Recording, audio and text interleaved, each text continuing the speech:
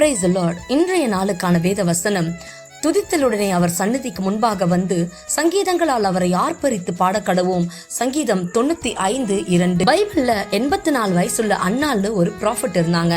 அவங்க சின்ன வயசுல மேரேஜ் ஆகி 7 வருஷம் தான் அவங்க ஹஸ்பண்ட் கூட இருந்தாங்க.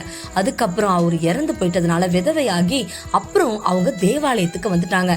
தேவாலயத்தை விட்டு நீங்காம இரவும் பகலும் உபவாசித்து ஜெபம் பண்ணி ஆராதனை செஞ்சு கொண்டிருந்தாங்க. அந்த காலகட்டத்துல தான் ஏசப்பாவை ஒரு சிறு பிள்ளை தேவாலயத்துக்கு யோசேப்பும் மரியாளும் கூட்டிட்டு வந்தாங்க. அப்படி இருக்கும்போது அன்னாள் தீர்க்கதரிசியும் அங்க வந்து நின்னு கர்த்தரை புகழ்ந்து பாடி அவரை குறித்து பேசினாங்க.